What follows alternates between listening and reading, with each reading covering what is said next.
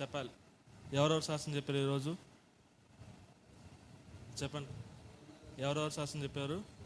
సువర్ణ గారు, కమలా గారు, తర్వాత సుగంధమ్మ అమ్మ, ఇంకెవరు? లాజర్ గారు. అందరు రాసుకోండి పేర్లు, అందరు రాసుకొని మరి ఏం చేయాలి? శాసనం చెప్తే విని ఊరుకుంటామేనా? చెప్పాలి. ఏం చేయాలి? ప్రార్థన. ఇక్కడ వరకే కాదు కానీ అందరు రాసుకోండి. ఏమన్నా పేపర్ ఉంటే పేపర్లో వాళ్ళ పేర్లు రాసుకొని ప్రతిరోజు కూడా మీరు ఎప్పుడైతే ప్రార్థన చేసుకుంటారో, పగలు కానీ రాత్రి కానీ మధ్యాహ్నం కానీ ప్రార్థన చేస్తున్నప్పుడు వాళ్ళు మనకు ఎందుకు శాసనం చెప్పారంటే, ఎందుకు చెప్పారు? ఏదో వినటానికి కానీ లేదా టైం ఏదో పాస్ అయిపోతాం కాదు. దేనికోసం చెప్పారు చెప్పండి? నా బాధ ఇది, నా కష్టం ఇది, కాబట్టి దానికోసం మీరు ఏం చేయాలి? ప్రార్థన చేయాలని మన మీద నమ్మకంతో చెప్పండి. ఎవరైనా సరే, మన బంధువులు కానీ మనం కానీ మన కష్టాలు ఎప్పుడు పంచుకుంటాం చెప్పండి? ఎవరితో పడితే వాళ్ళు చెప్పేస్తారు కష్టాలన్నీ, ఎవరితో పడితే వాళ్ళు చెప్తారు బాధలన్నీ, చెప్పరు. ఎవరు చెప్తారంటే ఎవరి మీద నమ్మకం ఉందో వాళ్ళకి మాత్రం ఏం చేస్తారు? చెప్పలు ఏం చేస్తారు? చెప్పండి, ఏం చేస్తారు? మన బాధలు కానీ కష్టాలు కానీ ఇబ్బందులు కానీ పంచుకుంటారు. ఎందుకంటే నేను చెప్పిన నా మీద నమ్మకం ఉంది. ఏ నమ్మకం అంటే ఓదారుస్తారని నమ్మకం, ఆదరిస్తారని నమ్మకం, ప్రార్థన చేస్తారని నమ్మకం. నిజంగా గుండె మీద చేయొచ్చు చెప్పండి. పోయిన వారం శాసనం చెప్పిన బిడ్డల కోసం ఈ వారం వరకు, ఆదివారం పొద్దున వరకు ఎంతమంది ప్రార్థన చేశారు? అలా గుర్తుందా? ఎవరెవరు శాసనం చెప్పారు? చెప్పాలి. గుర్తుందా అండి? ఒకసారి ఇశ్రాయేలు ప్రజలందరూ కూడా పాపం చేశారంట. పాపం చేసినప్పుడు వాళ్ళందరూ కూడా సమూయేలు దగ్గరికి వచ్చారు. సమూయేలు దగ్గరికి వచ్చి, అయ్యా మేము దేవుని విరుద్ధంగా పాపం చేశాము, మరి దేవుడు మా ప్రార్థన వినడు అని వాళ్ళు ఏం చేస్తారంటే సమూయేలు దగ్గరికి వచ్చారు. సమూయేలు దగ్గరికి వచ్చి, అయ్యా నువ్వన్నా మా గురించి ప్రార్థన చేయి, నువ్వు మాకు మరి దేవునికి మధ్యవర్తిగా ఉన్నావు కాబట్టి, ప్రవక్తలాగా ఉన్నావు కాబట్టి మా కోసం ప్రార్థన చేయి అంటే సమూయేలు ఏమనాలి చెప్పండి? ఏమనాలి? ఎరా నేను చెప్పినప్పుడు మీరు మాట లేదు, ఇప్పుడు కష్టం వచ్చిన తర్వాత నా దగ్గరికి వస్తారా? నేను ప్రార్థన చేయండి పోనరా అనలా. ఆ మాట చూడండి ఒకసారి. మొదటి సమూయేలు గ్రంథం 12వ అధ్యాయము 23వ వచనం. మొదటి సమూయేలు గ్రంథము 12వ అధ్యాయం 23వ వచనం. అందరూ కూడా ఈ మాట అండర్లైన్ చేసుకుని చదవండి రోజు కూడా ఈ మాట. 12:23 అందరు తీయండి. పేజీ నెంబర్ వచ్చేసి 232వ పేజీ, పాత నిబంధన, మొదటి సమూయేలు గ్రంథం 12:23 చదవండి. అందరి మాట చదవండి, అందరు కూడా కలిసి చదవండి ఈ మాట. నా మటుకు నేను మీ నిమిత్తం ప్రార్థన చేయట మానుట వలన యెహోవాకు విరోధముగా పాపం చేసిన వాడు నగుదును. చాలు ఏమన్నాడండి ఇక్కడ?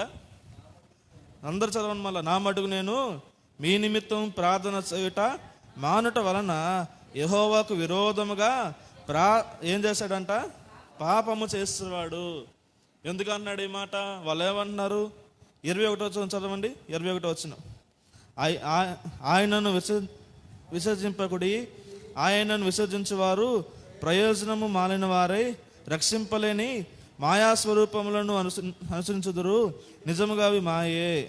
యెహోవా మిమ్మును తనకు జనముగా చేసుకున్నట్టు ఇష్టం కలిగి ఉన్నాడు. తన ఘనమైన నామం నిమిత్తము తన జనులను ఆయన విడనాడడు.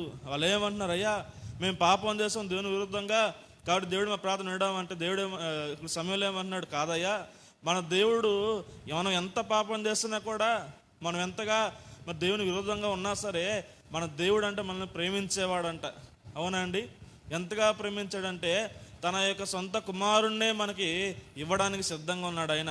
ఎంత ఘోర పాపమైనా సరే, చిన్న పాపమైనా పెద్ద పాపమైనా సరే దేవుడు క్షమించేవాడై ఉన్నాడు. కాబట్టి ఏమన్నాడు? అయ్యా మీ గురించి నేను ప్రార్థన చేయకపోతే నా జీవితం నేను చేతులారా ఏం చేసుకుంటాను?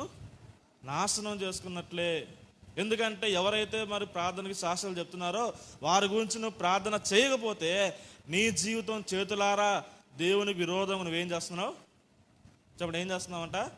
పాపం చేసుకుంటున్నావు. నువ్వు అబద్ధాలు ఆడట్లేదు, పవిత్రంగా జీవిస్తున్నావు, ప్రార్థనలో ఎందుకు ఎదుగుతున్నావు. కానీ గమనించండి, ఎవరైతే శాస్త్రాలు చెప్పారో ప్రతిరోజు కూడా సోమవారం నుంచి ఆదివారం సాయంత్రం నుంచి మళ్ళీ ఆదివారం పొద్దున వరకు కూడా ఆ బిడ్డను దీవించండి అయ్యా.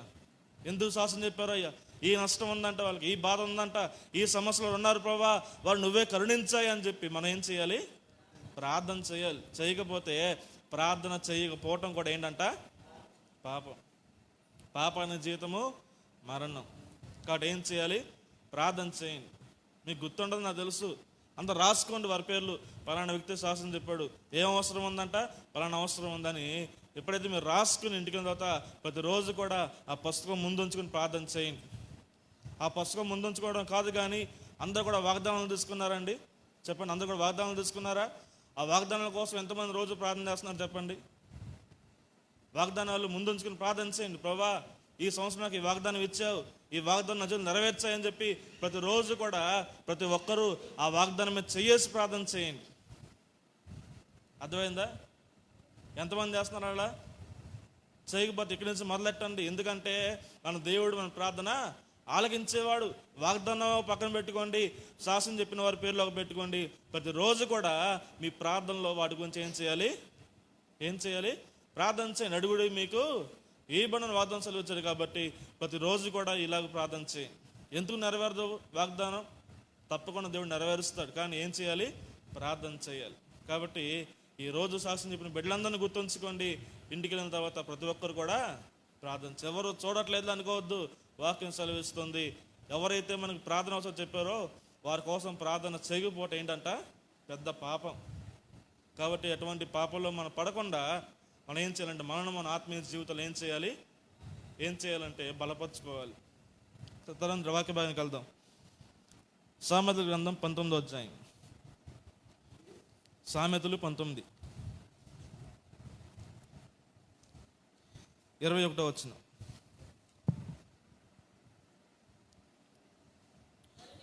సామెతలు 19:21. నరుని హృదయంలో ఆలోచనలు అనేముగా పుట్టును, యెహోవా యొక్క తీర్మానమే స్థిరం.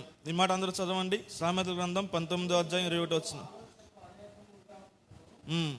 యెహోవా యొక్క తీర్మానమే స్థిరం. ఈ మాట మనం గమనిస్తూ ఉంటే సాధారణంగా మరి నరులు అంటే ఏం చెప్పండి? మనుషులు. ఈ యొక్క మనుషుల్లో అంట అనేకమైన ఆలోచనలు ఉంటాయి అంట.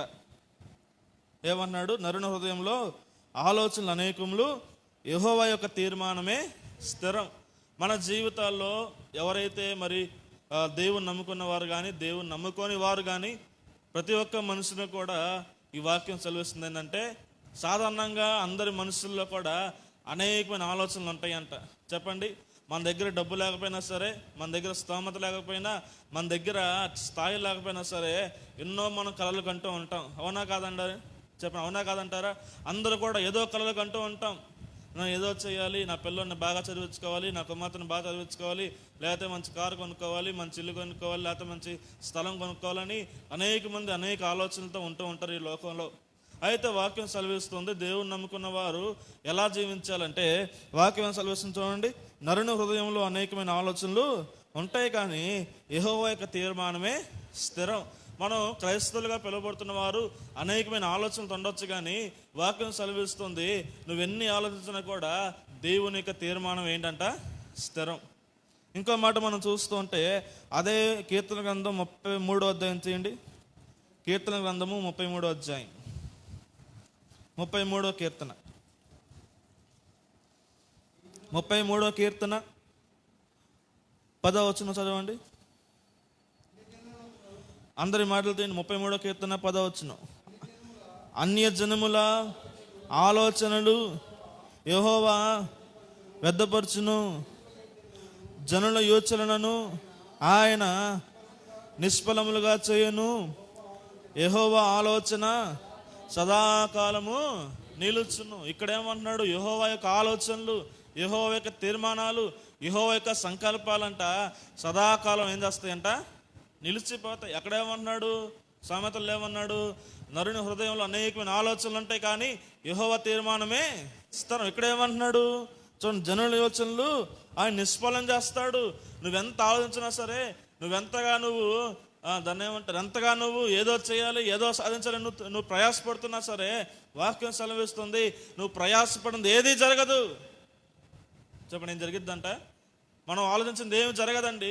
నువ్వెంత ఆలోచించినా సరే, నువ్వెంత ప్రయాసపడినా, ఎంత కష్టపడినా సరే జరిగేది మాత్రం ఏంటంట? యెహోవా యొక్క ఆలోచన మాత్రమే. ఇంకో మాట చూడండి, 94వ కీర్తన 11వ వచనం. 94వ కీర్తన 11వ వచనం. నరుని ఆలోచనలు వ్యర్థములని యెహోవాకు తెలిసి ఉన్నవి. చూడండి ఏమన్నాడు, నరుని యొక్క ఆలోచనలు, ఈ మనుషులు ఆలోచించే యొక్క ఆలోచనలు కానీ, వారి యొక్క తీర్మానాలు కానీ, వారి యొక్క తలంపులు కానీ అన్నీ కూడా ఏంటంట చెప్పండి, ఏంటంట వ్యర్థమే. మనం ఏది ఆలోచించినా సరే, మనం ఏది తలంచినా, ఏదో చేయాలి, ఏదో సాధించాలి, ఎంతో కూడబెట్టుకోవాలని ఆలోచించినా సరే, ఒక విషయం జ్ఞాపకం చేసుకోండి, నువ్వు ఆలోచించిన ఆలోచన మొత్తం ఏంటంట వ్యర్థమే. నువ్వెంత ఆలోచించినా సరే, ఈ లోకంలో మనం జీవించినంత కాలం కూడా నువ్వు ఏదైతే నువ్వు అనుకోవచ్చు కదా, నేను చాలా సంపాదించాను, నాకు చాలా ఆస్తి ఉంది, డబ్బు ఉంది, పొలం ఉంది, వ్యవసాయం ఉంది, ఏమంటే పశువులు ఉన్నాయి అనుకోవచ్చు. కానీ ఒకటి మాత్రం గుర్తుంచుకో, అవన్నీ కూడా నువ్వేదో కష్టపడి వచ్చినాయి కాదు, కానీ యెహోవా దేవుడైన మన యేసుక్రీస్తు మాత్రమే మనకు బహుమానంగా ఇచ్చినవి మాత్రమే. నమ్ముతారా నమ్మరా అండి? మనం ఎంత సాధించింది ఏమీ లేదు, మనం సాధించింది ఏమీ లేదు. మొత్తం కూడా ఏం చేస్తారంటే దేవుడే మనకు అనుగ్రహిస్తూ ఉంటాడు. ఇంకో మాట మనం చూస్తూ ఉంటే ప్రసంగి గ్రంథం తీయండి ఒకసారి. ప్రసంగి గ్రంథం 3వ అధ్యాయం. ప్రసంగి గ్రంథం 3వ అధ్యాయం.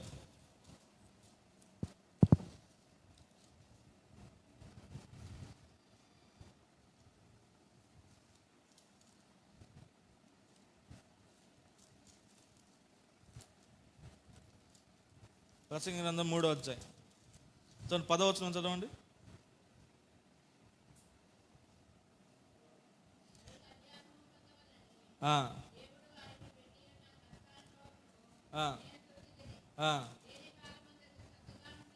దేని కాలమున చక్కగా ఉండినట్లు సమస్తము ఆయన నియమించి ఉన్నాడు. చూడండి ఏమన్నాడు ఇక్కడ, దేని కాలం ముందు అది చక్కగా జరిగినట్లు ఆయన ఏం చేశాడు? నియమించాడు. ఈ లోకంలో నువ్వు సంపాదించిన ఆస్తి కానీ, నీకున్న ఇప్పుడు బంగారం కానీ, వెండి కానీ, లేదా నీకున్న డబ్బులు కానీ, అవన్నీ కూడా నీకు ఎవరిచ్చారంట? ఏమన్నాడు? దేవుడిచ్చినవే, దేవుడు అనుగ్రహించినవే. నువ్వు అనుకుంటావు కదా, నేను ఎంతగానో ఏంటంటే చాలామంది ఏమంటారు, నేను ఎంతగానో చెమట ఊర్చి రక్తం చిందించి నేను సంపాదించుకున్న ఆస్తి అంటారు. కానీ వాక్యం సెలవిస్తుంది, నువ్వెంత ప్రయాసపడినా సరే అది మొత్తం కూడా వ్యర్థమే. కానీ ఏది స్థిరమంట? ఏది స్థిరమంట? ఏం స్థిరం? దేవుని యొక్క ఆలోచనలు, దేవుని యొక్క తలంపులు, దేవుని యొక్క చిత్తమే స్థిరం. కాబట్టి లోకంలో మానవుడు ఏం చేస్తున్నాడంటే ఏదో సాధించాలి, ఏదో సంపాదించాలని చెప్పి దేవునికి విరుద్ధంగా వెళ్ళిపోయి ఎన్నెన్నో కష్టాలు, ఎన్నెన్నో బాధలు, ఎన్నో అప్పుల బాధలు, ఎన్నో సమస్యలతో ఏం చేస్తున్నాడంటే సతమతమైపోతున్నాడు ఈ లోకంలో. ఎందుకు వస్తున్నాయి సమస్యలు చెప్పండి? ఎందుకు వస్తున్నాయి అప్పుల బాధలు చెప్పండి? ఎందుకు వస్తున్నాయి కష్టాలు చెప్పండి? ఎందుకు వస్తున్నాయి అంటే అర్థమవుతుందా వాక్యం? ఎందుకు వస్తున్నాయి మన కష్టాలంటే, మనం ఏం చేస్తున్నామంటే మనం దేవుని చిత్తానికి లోబడకుండా, దేవునికి ఆజ్ఞకి మనం లోబడకుండా, ఆయన ఏమన్నాడు, మీ సమస్త భారం నా మీద వేయండి అయ్యా అంటే నువ్వేం చేస్తున్నావు తెలుసా?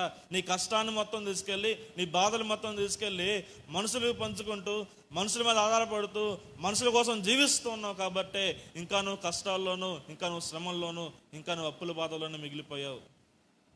వాక్యం సెలవిస్తుంది, నువ్వెంత ఆలోచన సరే అది ఏం జరగదు.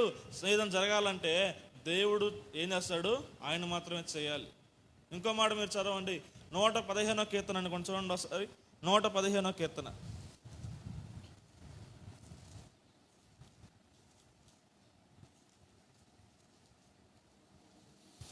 115వ కీర్తన 3వ వచనం.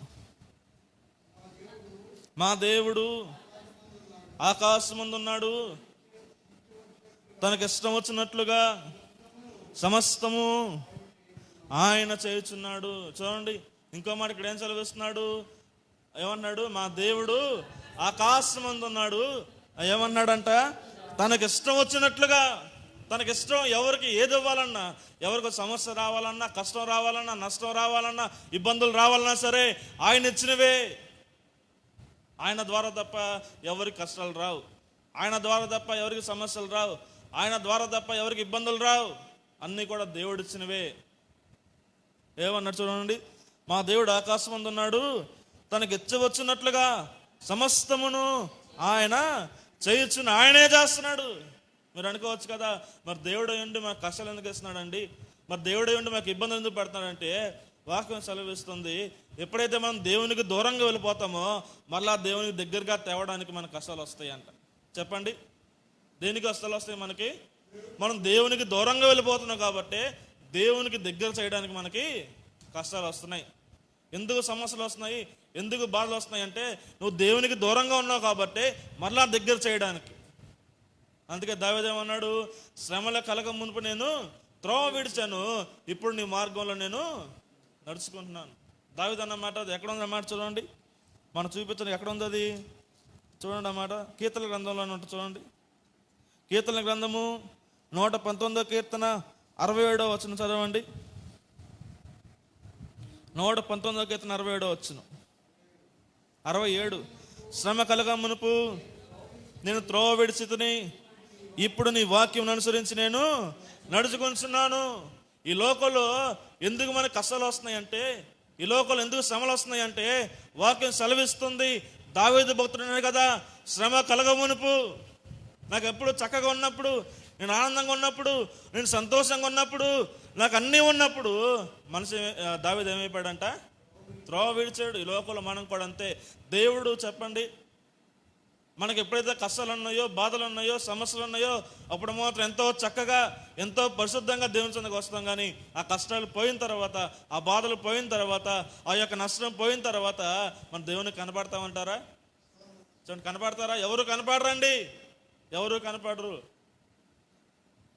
ఈ లోకంలో నీ కష్టాలు ఉన్నాయంటే నువ్వు ఆలోచించాల్సిన, దేవుడు నన్ను చూడట్లేదేమో అనుకోవద్దు, కానీ నువ్వు ఏదో దేవునికి వ్యతిరేకంగా నువ్వు చేస్తున్నావు కాబట్టి కష్టాలు వచ్చినాయి నీకు.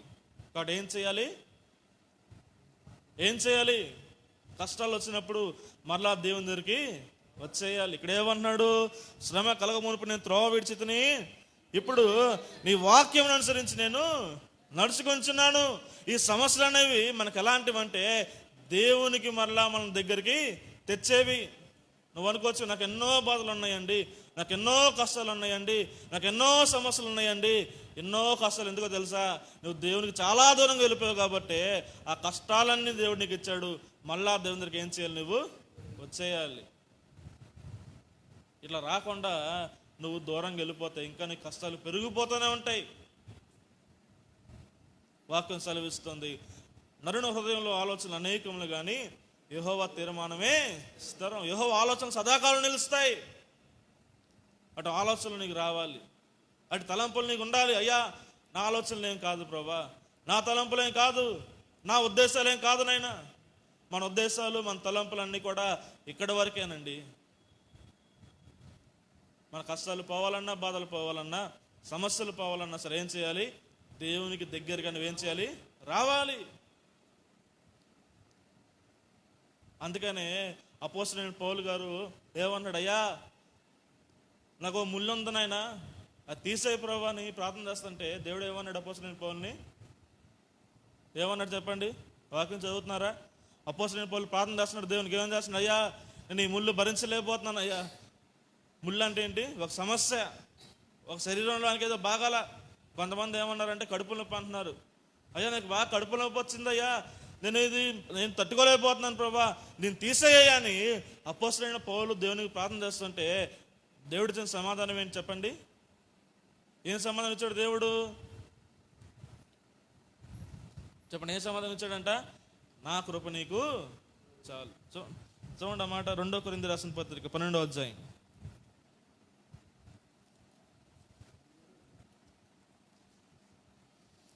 2 కొరింథీ రాసిన పత్రిక 12వ అధ్యాయం.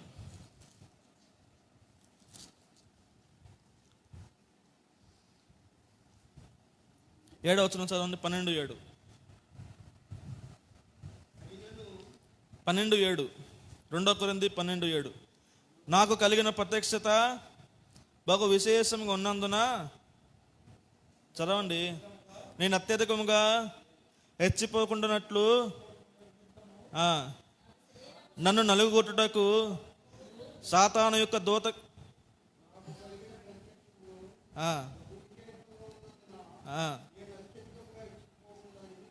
ఆ, ఆ, ఆ, ఆ. చూడండి ఏమైందంటే అపోస్తలుడైన పౌలుకి ఏముందంట, నా శరీరంలో ఒక ముళ్ళు నేను అత్యధికముగా హెచ్చిపోకు నిమిత్తము నన్ను నలగొట్టుటకు సాతాను యొక్క దూతగా ఉంచబడను. అపోస్తలుడైన పౌలు అన్నాడు కదా, దేవన్నాడు, అయ్యా నాకు ముళ్ళు ఉంది. ఏ ముళ్ళు అంటే అనుకోండి, సమస్య ఉంది, కడుపుల నొప్పి ఉంది, లేదా కాళ్ళ నొప్పి ఉంది, లేదా తలకాయ నొప్పి ఉంది. అయ్యా అపోస్తలుడైన పౌలు ఏం చేస్తాడు? 8వ వచనం చదవండి. 8వ వచనం, అది నా యుద్ధ నుండి తొలగిపోవాలని దాని విషయమై ముమ్మారు ప్రభువుని వేడుకుంటుని. చూడండి చాలు, ఏమంటున్నాడు? దాని విషయమై. ఏ విషయం అది? తనకున్న కష్టం కోసం, తనకున్న బాధ కోసం, తనకున్న ఇబ్బందుల కోసం అపోస్తలుడైన పౌలు ఏం చేశాడంట? చూడండి ఏమంటున్నాడు? అది నా యుద్ధ నుండి తొలగిపోవాలని దాని విషయమై ముమ్మారు ప్రభువుని వేడుకున్నాను. నేను ప్రభువు ప్రార్థన చేశాను. ఎందుకు చేశాడు ప్రార్థన అంటే, అది కష్టం ఉంది, ఒక బాధ ఉంది, అయ్యో పోవాలయ్యా, నేను భరించలేకపోతున్నాను. అప్పుడు దేవుడు ఏమనాలి? దేవుడు ఏమనాలి అప్పుడు? చెప్పండి, దేవుడు ఏమనాలి? అయ్యా నువ్వు ఎంతగానో నా సువార్త చేస్తున్నావు, ఎంతగానో అనేక మంది రక్షించావు, అనేక మంది సువార్త ప్రకటించావు, నాకు మహింకరంగా మారేవు, నీ ద్వారానే నేను ప్రజలకు తెలియజేయబడ్డాను కాబట్టి నేను తీసేస్తానయ్యా, ఈ నొప్పి నేను నీకు ఉంచనయ్యా అని చెప్పాలా? చెప్పొద్దా? చెప్పండి, చెప్పాలి కదా. ఎందుకంటే చాలామంది మనకు ఎవరైనా ఎక్కువగా సహాయం చేశారనుకుని ఏమంటారు? అయ్యా నువ్వు ఎల్లప్పుడు కూడా చాలా బాగుండాలయ్యా, సుశాంతులుగా ఉండాలయ్యా, సంతోషంగా ఉండాలయ్యా, నీ కుటుంబం దీవించబడాలని ఏం చేస్తాం మనం? ఏం చేస్తాం చెప్పండి? దీవిస్తూ ఉంటాం. ఇక్కడ అపోస్తలుడైన పౌలు గారు ఎంతగా దేవుని కోసం శ్రమ పడ్డాడంటే, తన ప్రాణాన్ని సహితం, తన ప్రాణాన్ని లెక్క చేయకుండా దేవుని కోసం ప్రయాసపడుతుంటే, ఇప్పుడు కష్టం వచ్చినప్పుడు దేవునికి ఏం చేశాడంట? ఏమంటున్నాడు? అది నా యుద్ధ నుండి తొలగిపోవాలని దాని విషయమే ముమ్మారు ఎల్లప్పుడు కూడా ప్రతిసారి నేను దేవునికి ప్రార్థన చేస్తూనే ఉన్నాను. ఎవరంటున్నారు ఈ మాట? అర్థమవుతుందా? కష్టం పోవాలని, సమస్య పోవాలని అపోస్తలుడైన పౌలు గారే ముమ్మారు దేవుని వేడుకుంటే దేవుడి తన సమాధానం ఏంటో చూడండి. 9వ వచనం, అందుకు నా కృప నీకు చాలును, బలహీనత యందు నా శక్తి సంపూర్ణమగుచున్నదని ఆయన నాతో చెప్పాను. చూడండి ఏమన్నాడు దేవుడు? ఏమన్నాడు? అయ్యా నేను తీయేస్తున్నాయంట్లా, నా కృప నీకు చాలు, నా కృప నీకు చాలు. ఈ నొప్పే కనుక నీకు లేకపోతే, ఈ కష్టం నీకు లేకపోతే, ఈ యొక్క ఇబ్బందులు నీకు లేకపోతే నువ్వు నా దూరంగా వెళ్ళిపోతావు. కాబట్టి ఈ కష్టం నీకు ఏమంటున్నాడు?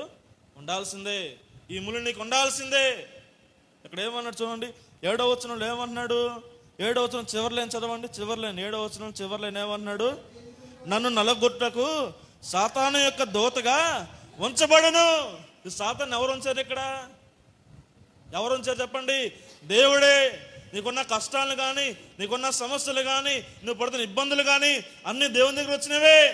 ఎందుకు వచ్చినాయి అంటే మళ్ళా దేవునికి దగ్గరగా తేవడానికి మాత్రమే. కానీ మానవుడు ఏం చేస్తుంది తెలుసా?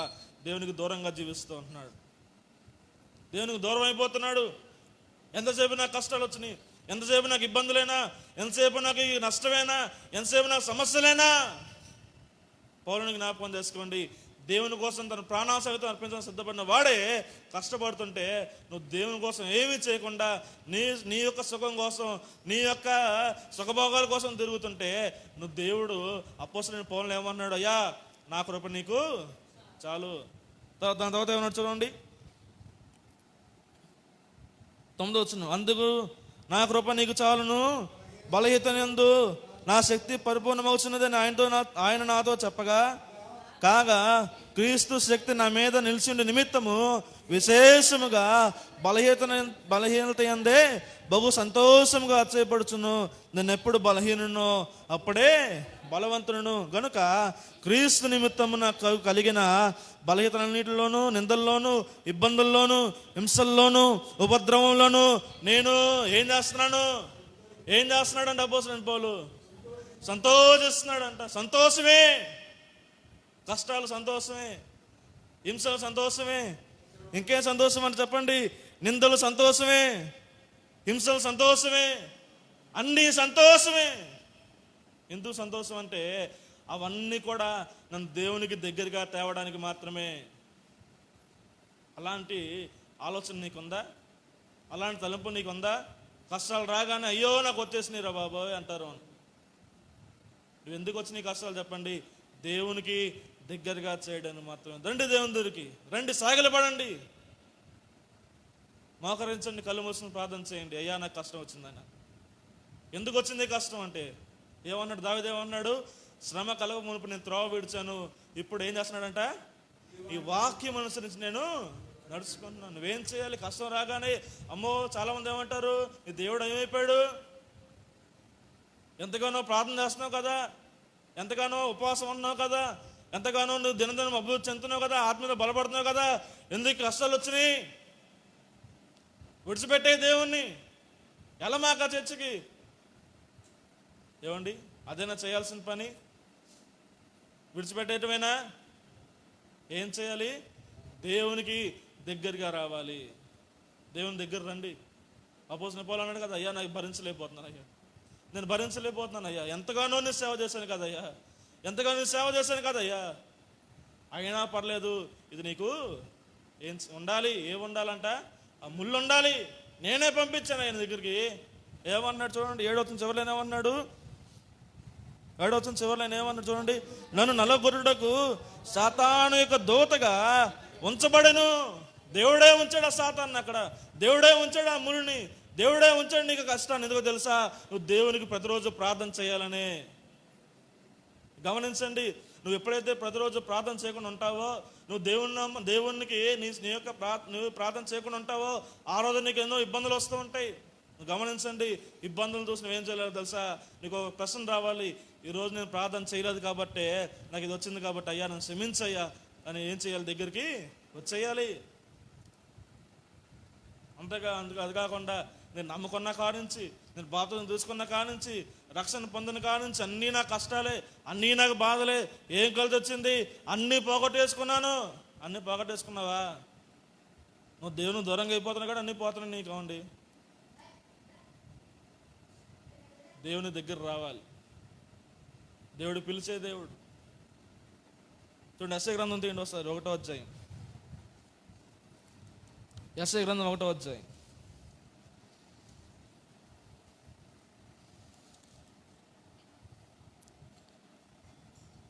పదిహేనవ అధ్యాయం, 15వ వచనం చదవండి. 1:15.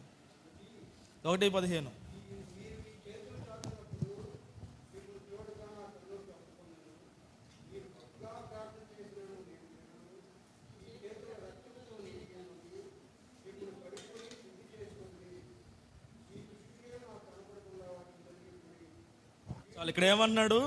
మీరు మీ చేతులు చాచినప్పుడు మిమ్మల్ని చూడక నా కన్నులు కప్పుకొందును, మీరు బహుగా ప్రార్థన చేస్తున్న నేను వినను. ఎందుకు వినంటే మీ చేతులు ఎలా ఉన్నాయంట? రక్తంతో నిండి ఉన్నాయి, పాపంతో నిండి ఉన్నాయి. కాబట్టి ఏం చేయాలి? 18వ వచనం చదవండి. యెహోవా ఇలా సెలవిస్తున్నాడు. 18వ వచనం, యెహోవా ఇలా ఈ మాట సెలవిస్తున్నాడు, రండి మన వివాదము తీర్చుకుందాము. మీ పాపములు రక్తం వలె ఎర్రవైనను అవి హిమం వలె తెల్లబడును, కెంపు వలె ఎర్రవైనను అవి గొర్రుబొచ్చు వలె తెల్లవగును. ఏమన్నాడు? నీ ప్రార్థన వినండి పోరా అని అంటుంటే మళ్ళీ ఏమన్నాడు చెప్పండి?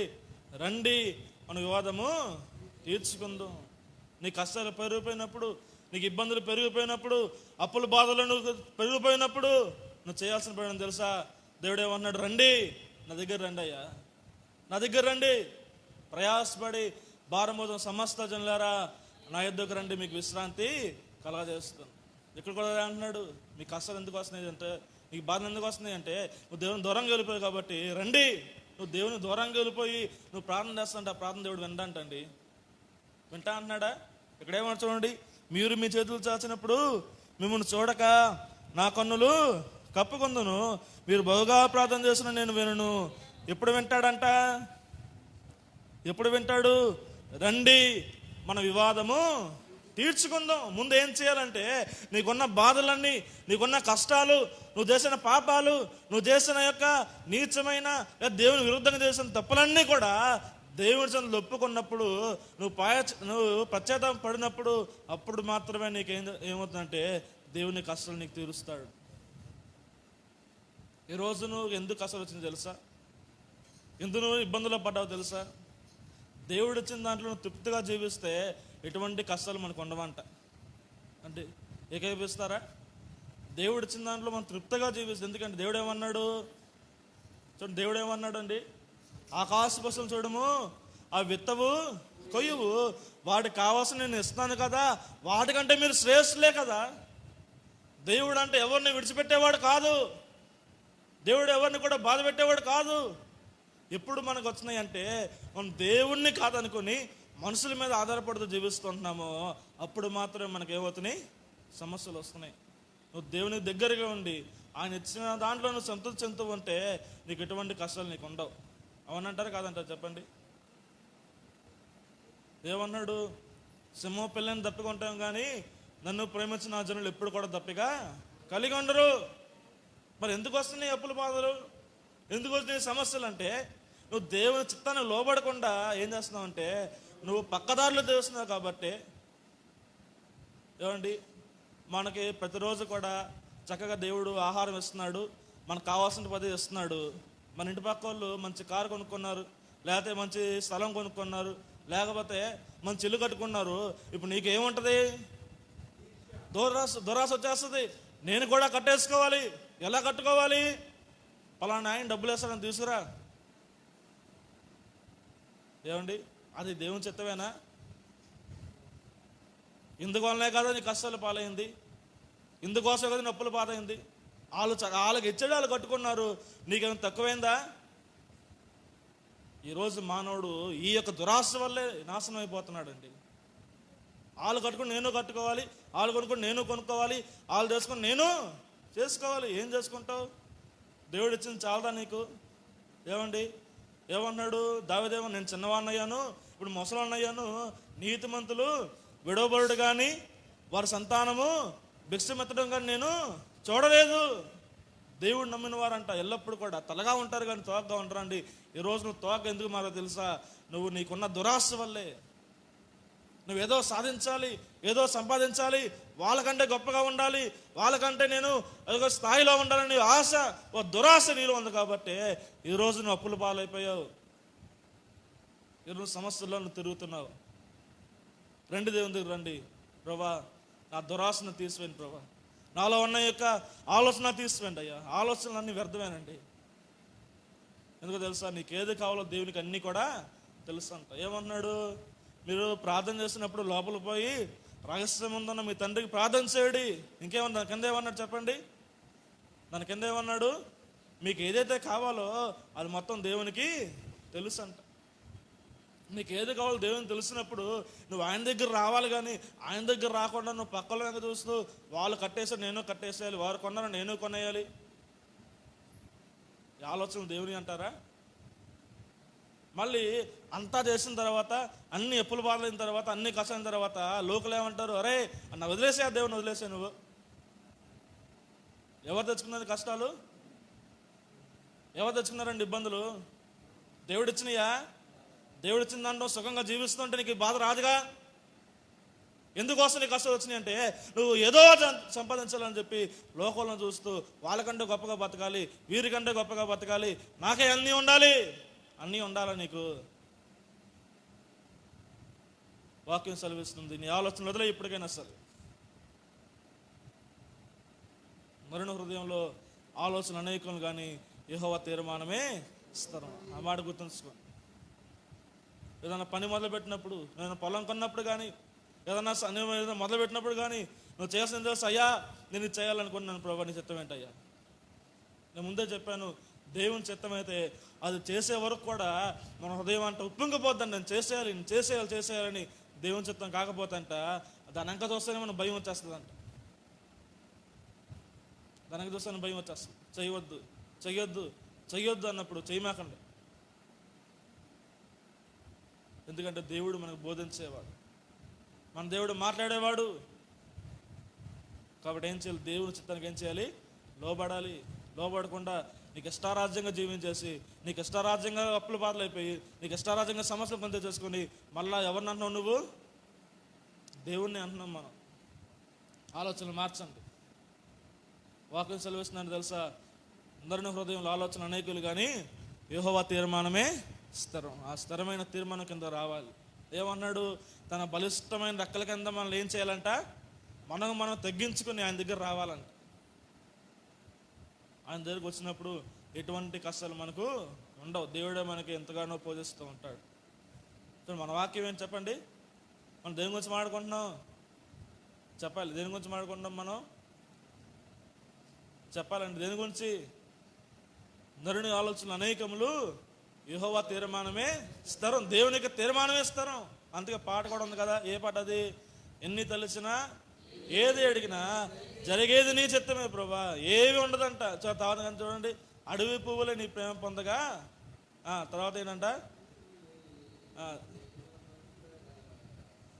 నా ప్రార్థన ఆలకించమయ్యా.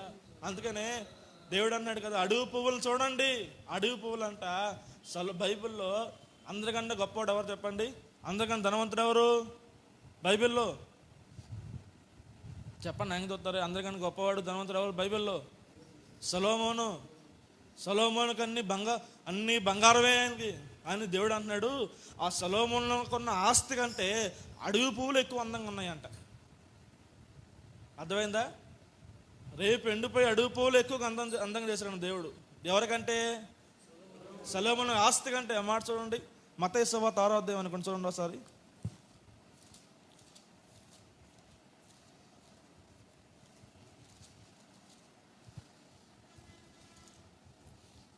మత్తయి సువార్త 6వ అధ్యాయం 26వ వచనం కానీ చదవండి.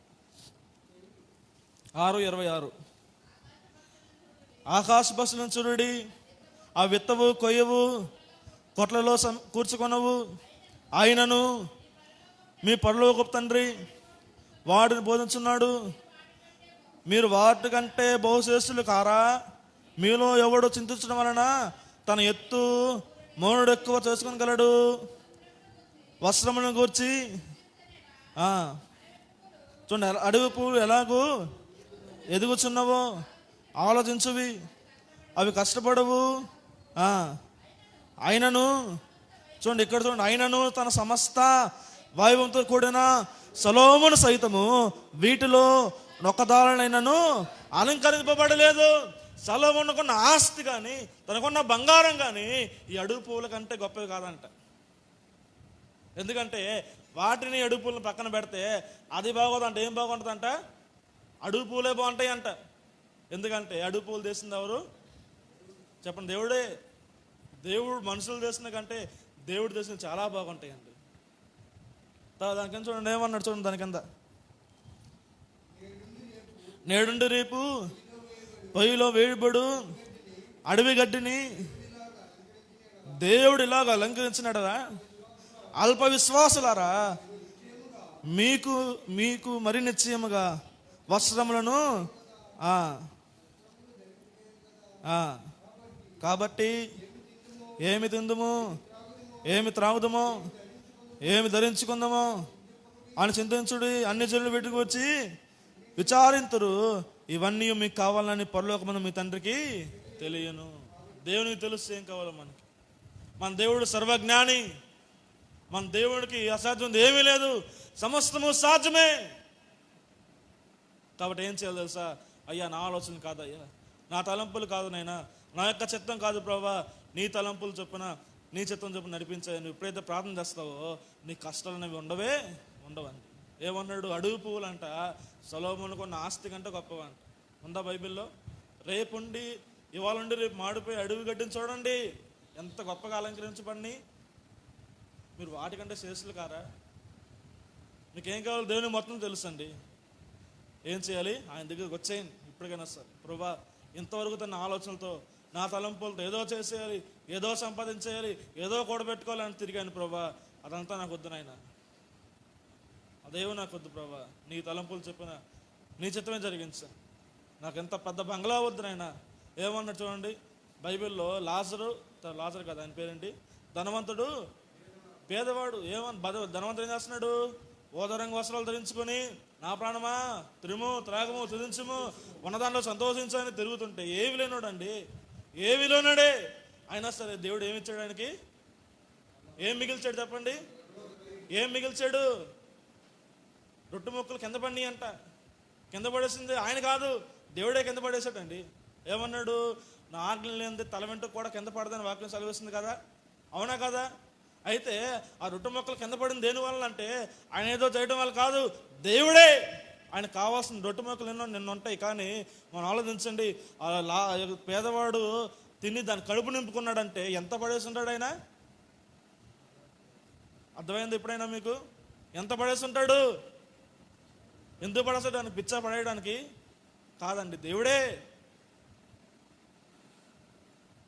ధనము పేదవాడికి ఎటువంటి కరువు లేకుండా తను బతికినంత కాలం కూడా ఆ రొట్టె ముక్కలు తిని బతికాడంట. ఎందుకంటే అది దేవుడు నమ్ముకున్నాడు కాబట్టి. దేవుడు నమ్ముకోకుండా అయ్యా నాకు ఓవయ్యా నాకు ఓవయ్యా నాకు ఓవయ్య అని ధనవంతుని బతుమలు ఇచ్చేవాడు అంటారా? ఇస్తాడండి? ఎవడు పోరా అంటాడు.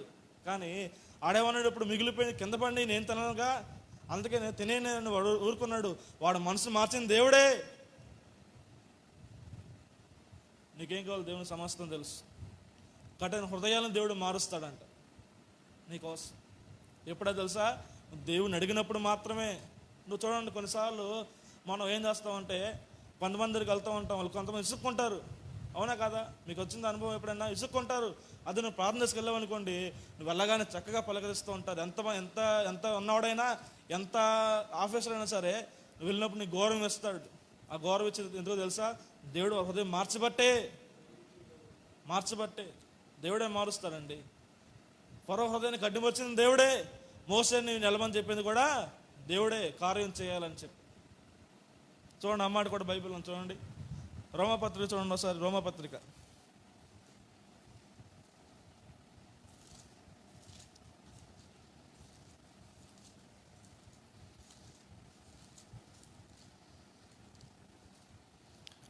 9వ అధ్యాయం 14 వచనం. 9:14. కాబట్టి మనం ఏమందుము? దేవుని అన్యాయం కలదా? అట్లా అనరాదు. అందుకు మోసేతో ఇలాగో చెప్తున్నాడు, ఎవరిని కరుణింతునో వారిని కరుణింతును, ఎవరినెడలు జాల చూపుతునో వానిడలు జాల చూపుతును. కాగా చూడండి, పొందగోరిన వారిని వలనైనను ప్రయాసపడి వారినైనను కాదు, కానీ కరుణించు దేవుని వలనే అగును. చూడండి ఏమన్నాడు? చాలు ఇక్కడ వరకు కాకండి. ఏమన్నాడు? ఎవరిని కరుణిస్తాడో వాడిని కరుణిస్తాడంట. ఏమన్నాడు ఇంకా? ఎవరు ఎందుకు జాలిపడునో వాని ఎందుకు జాలిపడును, కానీ పొందవాడైనను ప్రయాసపడి వారినను ఏమీ లేదంట. ఆ మాటకు అర్థం ఏంటి చెప్పండి? ఆ మాటకు అర్థం ఏంటి? అర్థమైందా మాట? అర్థమైందా? అర్థం చెప్పండి. అర్థమైందా? ఏమంటున్నాడు చూడండి.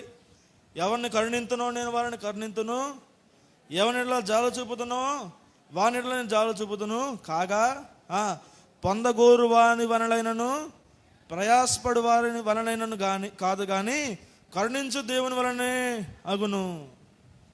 అంటే నువ్వెంత ప్రయాసపడినా, కొంతమంది అయ్యా నేను అల్లగానే చక్కగా ప్రేమతో పలకరించారయ్యా అంటే, వాళ్ళు ప్రేమతో పలకరించింది నీ మీద ప్రేమతో కాదు, దేవుడు వారి మనసుని మార్చాడు కాబట్టి నీ మీద ప్రేమతో పలకరించారు. కొంతమంది ఎలాగైనా ఇసుక్కుంటారు. వాళ్ళు ఇసుకుని తెలుసా? వారిని దేవుడు కఠినపరిచాడు కాబట్టి వారు ఇసుక్కున్నారు. ఎందుకంటే కఠినపరిచేది ఆయనే, ప్రేమించే మనసు ఇచ్చేది కూడా ఆయన. దాని కింద రాసిన చూడండి అన్నమాట. చదవండి అన్నమాట.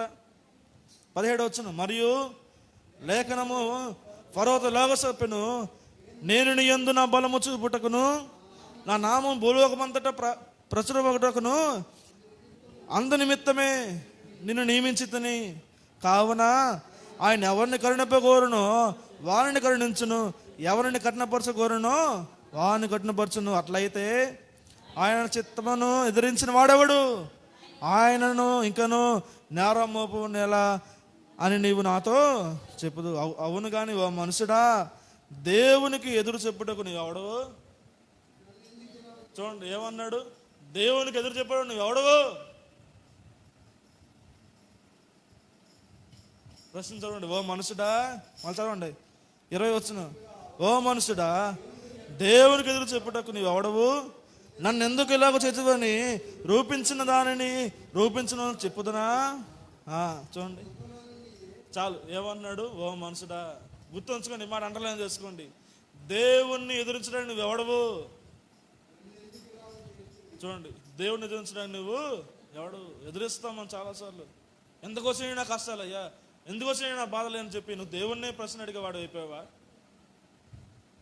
నీ కష్టాన్ని బాధలను చూసుకుని దేవుని రచ్చి బతిమాలుకోవాలి, కానీ నాకు వచ్చేసింది నువ్వు దేవుడే ఇచ్చాడు, నాకు దేవుడే ఇచ్చాడు, దేవుడి మీద నేరం వేయకూడదండి. ఏమన్నాడు చూడండి, ఏమన్నాడు చూడండి, 17 వచనం ఏమన్నాడు? మరియు లేఖనం ఫరోతో ఇలాగ చెప్పాను, దేవుడు నేను నీ యందు నా బలము చూపుటకును నా నామము భూలోకమంతటా ప్రచురమగుటకును అందు నిమిత్తమే నిన్ను నియమించితిని. ఫరో నియమించింది ఎవరంట? చెప్పండి, ఫరో నియమించింది ఎవరు? చెప్పాలి, అర్థమైందా? ఫరో నియమించింది ఎవరండి? దేవుడే. ఫరోని ఎంతగా చెడ్డవాడండి. ఎంత చెడ్డవాడంటే దేవుని ప్రజల్ని ఏం చేశాడంట? ఇబ్బంది పెట్టాడు అని చాలా మనం తిట్టుకుంటాం, కానీ వాక్యం సెలవిస్తుంది ఫరో ఉంది ఎందుకంట? ఎందుకంట ఫరో ఉన్నది?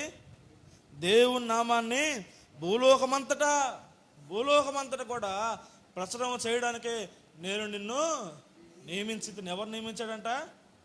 ఫరోనే. ఎందుకంటే వాడి హృదయం కఠినం అవ్వాలి, తర్వాత ఏమైపోవాలి? దేనికోసం అంటే నా నామం ప్రచురం అవడానికి. దేవుడు ఎవరినైనా ఎలాగైనా వాడుకుంటాడు, అది ఆయన ఇష్టం. ఎవరికి ఎటువంటి కష్టాలైనా ఆయన పెట్టుకుంటాడు, ఆయన ఇష్టం. నువ్వేం చేయాలి? ఆయన కింద నువ్వు ఏం చేయాలి?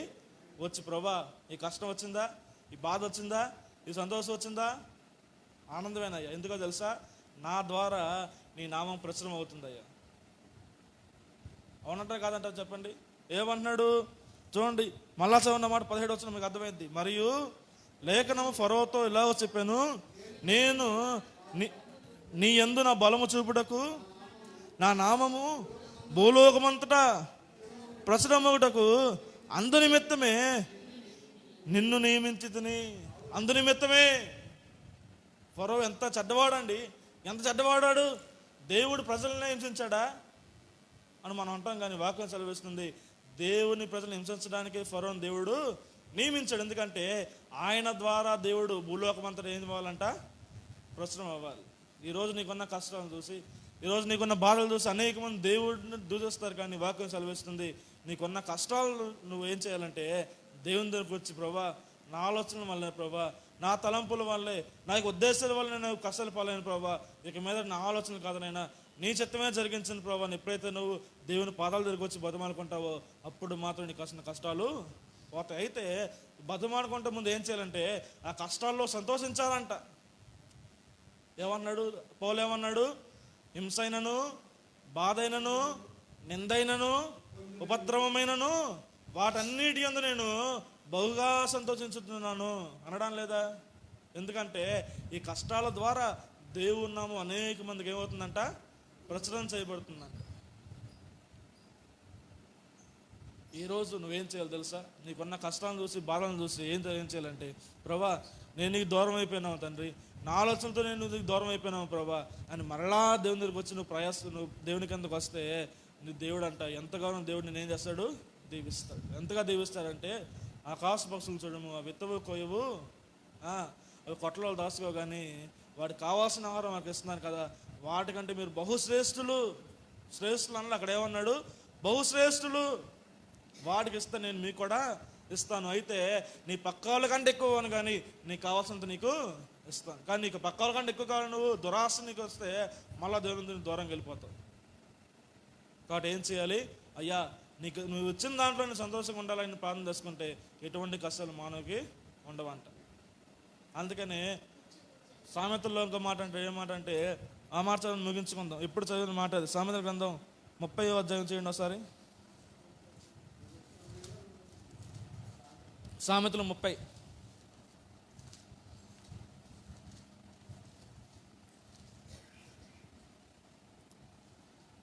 7 నుంచి చదవండి, 7వ వచనం నుంచి.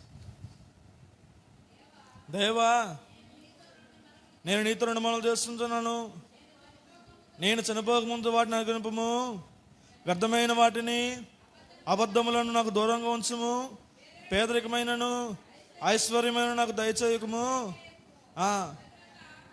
తగినంత ఆహారం నాకు అనుగ్రహించుము. ఎక్కువైన ఎడల నేను కడుపు నిండిన వాడనై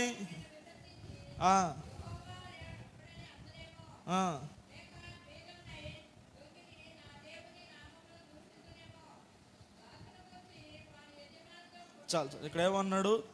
ఎక్కువైన ఎడల నేను కడుపు నిండిన వాడినై నిన్ను విసర్జించి యెహోవా ఎవడని అందునేమో, లేక భేదనై దొంగిలి నా దేవుని నామం దూషించునేమో. కాబట్టి ప్రభువా, నాకు ఎక్కువ వద్దయ్యా, తక్కువ వద్దయ్యా, నాకు కావాల్సినంత నాకు చాలు. ఆ యొక్క ఆలోచన నీకుంటే నీకు ఎటువంటి కష్టాలు, ఎటువంటి బాధలు, ఎటువంటి అప్పుల బాధలు నీకు ఉండవండి. అర్థమైందండి? ఎప్పుడు అయ్యా నాకు కావాల్సినంత నాకు అని అడగక్కర్లా అసలు.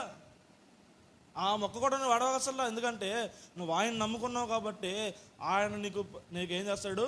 ఇస్తాడు. నువ్వు అడగపోయినా ఇస్తాడు,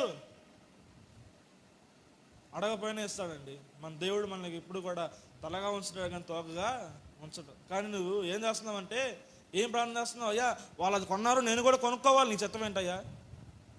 అదా దేవుని చిత్తం అడుగుతామంటే ఏమడగాలి? వారు కొనుక్కున్నారయ్యా, ఒకవేళ నీ చిత్తమైతే నాకు ఇవ్వయ్యా అని అడగాలి. కానీ నాకు అది కావాల్సిందని నువ్వు పట్టుబడితే దేవుడు ఇస్తాడు నీకు.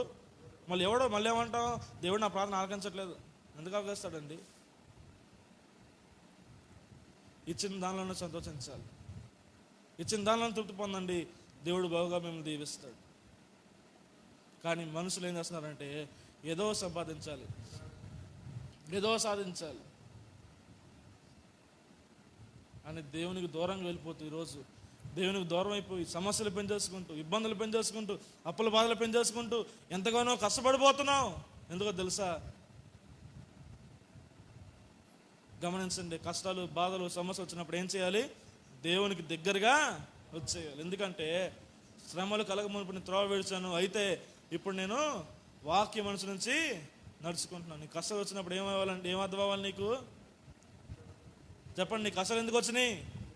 నేను దేవునికి దూరంగా వెళ్ళిపోయాను కాబట్టి నాకు కష్టాలు వచ్చినాయి. నువ్వేం చేయాలి? చూడండి, ఏం చేయాలి? దేవునికి దగ్గరగా వచ్చేయాలి. అర్థమైందా? మళ్ళీ చెప్పండి, మీ కష్టాలు ఎందుకు వచ్చినాయి అంట? దేవునికి దూరంగా ఉన్నావు కాబట్టి నీ కష్టాలు వచ్చినాయి. దేవునికి దగ్గరకు వస్తే నీ కష్టాలు ఉండవు. అపోస్తలుడైన పౌలు ఏమన్నా తెలుసా? అయ్యా నేను ఎంతో చేశానయ్యా నీకోసం, అనేక మంది సువార్త ప్రకటించాను, అనేకమైన సంఘాలు కట్టానయ్యా, ఈ నొప్పి తీసేయ్యా, నేను పర్లేకపోతున్నానయ్యా, భరించలేకపోతున్నానయ్యా అని ముమ్మారు ప్రార్థన చేస్తున్నా కూడా నా కృప నీకు చాలురా బాబు అన్నాడు దేవుడు. ఈరోజు దేవుడు అన్నమాట అదే, నా కృప నీకు చాలు, ఈ కష్టాలు నీకు రాకపోతే నువ్వు మాట వినవు నువ్వు. చూడండి, ఉదాహరణ మనం అనుకుంటే మీ అబ్బాయికి కానీ మీ పిల్లలకు 10,000 ఇచ్చారనుకోండి, ఆ 10,000 అయ్యే వరకు నీకు కనపడతాడు? కనపడతాడా? ఎవడు కనపడ్డు. తప్పైన కుమారుడు ఏం చేస్తాడు? ఆస్తి పోగొట్టుకొని వెళ్ళిపోయాడండి. ఆస్తి అంతా అయిపోయింది.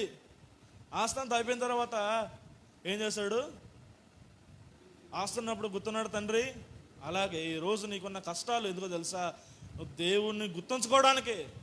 ఆ కష్టం రాకపోతే నువ్వు దేవుడు ఎవరో అనుకుంటావు. కాబట్టి ఆ కష్టం ఉంటే నువ్వు దేవుణ్ణి గుర్తిస్తావు.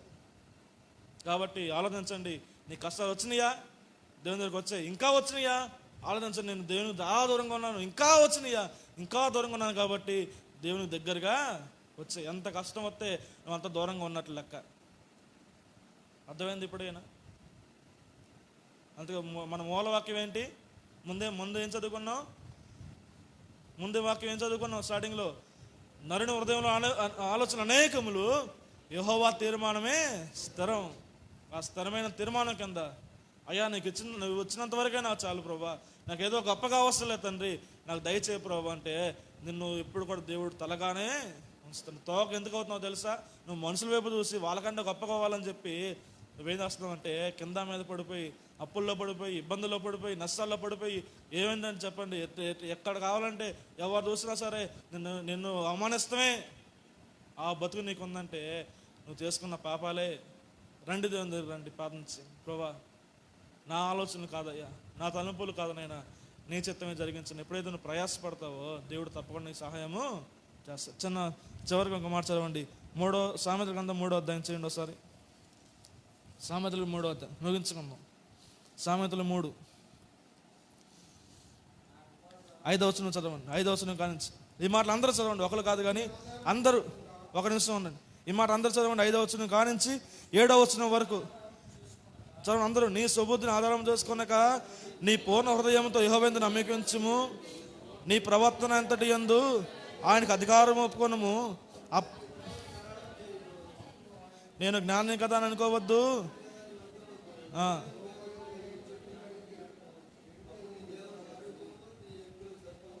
చాలు, ఏమన్నాడండి చూడండి, ఎంత చక్కని మాట. 7వ వచనం కానించి 9వ వచనం దాకా ఎంత చక్కని మాటలో గమనించారా? అర్థం చేసుకుని చదవండి ఇంటికి వెళ్ళిన తర్వాత. ఏమన్నాడు చూడండి, ఏమన్నాడు? నీ సుబుద్ధిని ఆధారం చేసుకొనక నీ పూర్ణ హృదయంతో యెహోవాయందు నమ్మకించుము, నీ ప్రవర్తన అంతటి యందు ఆయనకు అధికారము ఒప్పుకొనుము. అప్పుడు ఆయన నీ త్రోవలు సరళం చేయను. నేను జ్ఞానిని కదా అని అనుకోవద్దు. యెహోవాయందు భయభక్తులు కలిగి చెడుతనం విడిచిపెట్టుము. అప్పుడు నీ దేహమునకు ఆరోగ్యము, నీ ఎముకలకు సత్తువ కలుగును. చూడండి, ఈ చిన్న మాటలే ప్రతిరోజు చదువుకోండి. మాట మీద నేను జ్ఞానిని కదా, నా ఆలోచనలు నేనే గొప్పగా ఆలోచిస్తాను, నాకు అన్నీ తెలుసు. నీకు ఎన్ని తెలిసినా ఏం అడిగినా జరిగేది నీ చిత్తమే. తర్వాత ఇంకో పాట ఉంది కదా, ఏ పాట? నడిపిస్తాడు నా దేవుడు అనే పాట మనం పాడతాం కదా. దాంట్లో చివరి లైన్ చదవండి సారీ. చివరి లైన్ ఏంటి? ఆ పాట 3వ వచనం ఏంటి? 3వ వచనం తీయండి ఒకసారి పాటల పుస్తకం. నడిపిస్తున్న నా దేవుడు 3వ వచనం ఏంటి? 3వ వచనం తీయండి పాటల పుస్తకంలో. 3వ వచనం చదవండి. 3వ వచనం.